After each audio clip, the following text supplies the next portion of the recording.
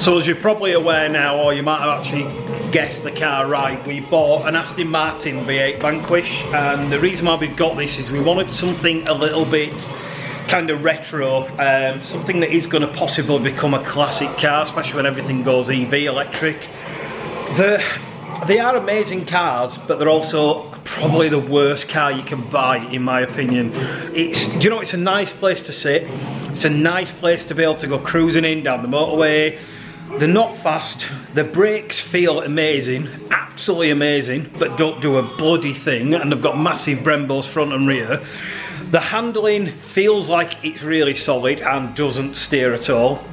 They're not the worst car I've ever driven, but they are far, far from an amazing car to drive. This one does have a lot of problems with it, and it's something we've found a few faults since we've bought it. And it's honestly not the best condition. For example, the rear bumper itself has been knocked. The petrol cap didn't fit, and that's because somebody siliconed the metal to the actual frame itself, so that's been bodged. The rear window itself has been bodged with silicone again. That's something we're going to have to fix. The front grills are badly kind of plastic dipped, I think, and not been fitted very well. It's got a crack on the windscreen, it's got a power drain. It's got an issue where the stereo doesn't work, which is the biggest fault because I can't deal with that stereo, and I honestly can't fix it at the minute. I've tried, I'm going to have to try other things. But we are going to be doing this up, we are going to be improving it. It's been detailed somewhere else already, and to be fair, the job is amazing. I'm not going to fault it. It has got G-Technic sealant on it, however, which isn't repelling very well. Even when we've washed it, the glass isn't repelling at all. We need to do the inside, the door shuts and the boot shuts and areas that haven't been sealed.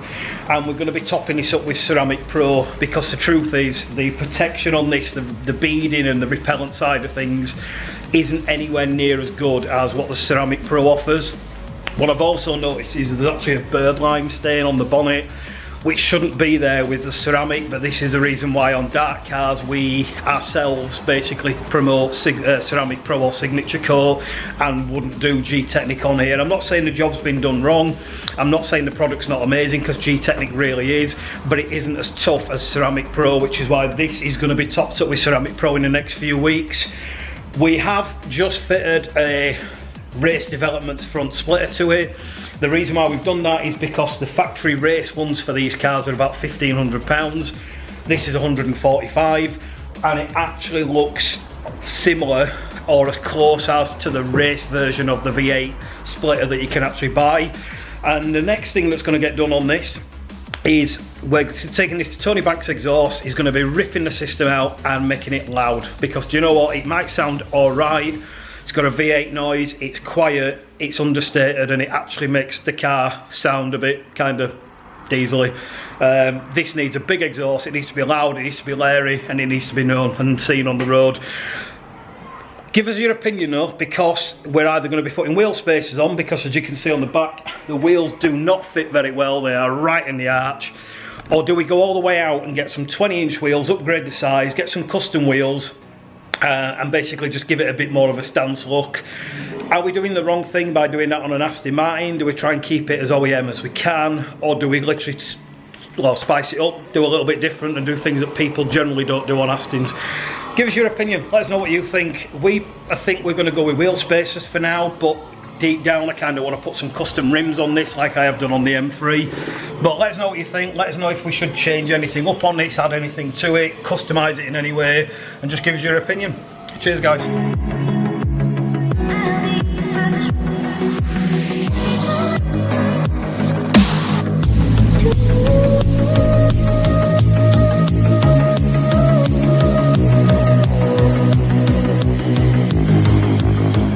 So we're just currently washing the Aston for the first time. Now I'm not going to, this isn't a video to kind of talk about anybody else's work, because that isn't the way we are, and it's unfair because you don't know what someone's actually had done or what's been carried out.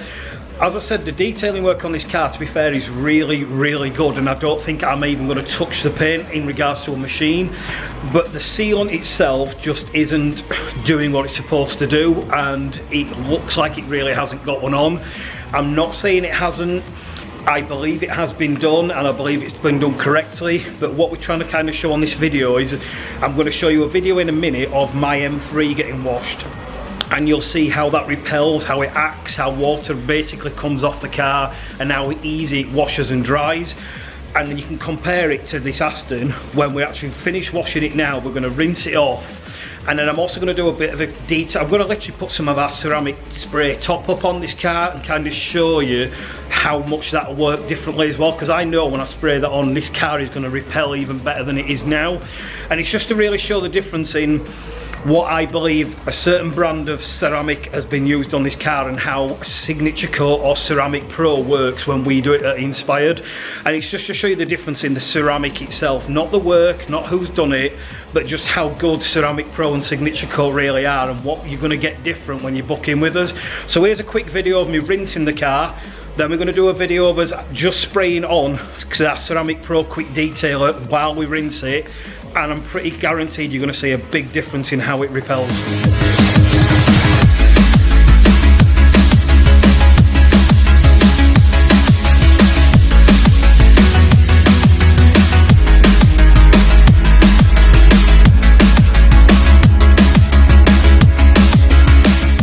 What you can see there, guys, is that from just spraying SC Pro, you can see how it beads, how it repels, and how it literally disperses the water where it didn't before. Now, we've done a quick panel test there. All we did with this little area here, you can actually see the finer micro dots and the micro beading from the water. The other side of the panel doesn't do that. So what I'm going to do now is I'm going to spray this whole bonnet with SC Pro. Then we're going to rinse it, and you'll actually see how much of a difference it really makes. And this is what I'm trying to say about top coats and the way we do Ceramic Pro, how much more this will repel and bead and be easier to clean. And this is trying to show you the difference in how we do things and what is actually carried out. So what I'm going to show you now is I've come home in the Aston, and I'm going to show you how the SC Pro top up or quick detailer is actually working on the car and how the water behaviour is on it.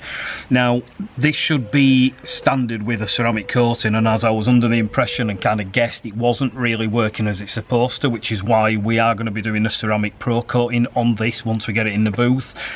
This SC Pro that you saw earlier is literally a spray quick detailer, but it is a ceramic top up. It's what we sell to our clients whenever they've had a car coated, and this is the reason why you can keep maintaining your car. It does work on cars that haven't got ceramic, so if you haven't got ceramic on your car but you want a coating that does work and lasts 5-6 weeks, you can still buy that product from us and it will still give you this effect.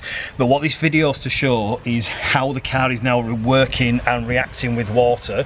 I'm going to blow the panels as well, just by hand, or I should say by mouth, and I'm going to show you how the water actually falls off. And instantly in the rain, I can see this car looks a million times better than it did yesterday, because it is repelling it. So we're not saying there's no coating on there, but the coating that's on there may only be the hardener. There's no top coat, or the top coat has dissolved, and that is why we're going to jump to the Ceramic Pro. But let me just show you exactly how the car is working at the minute.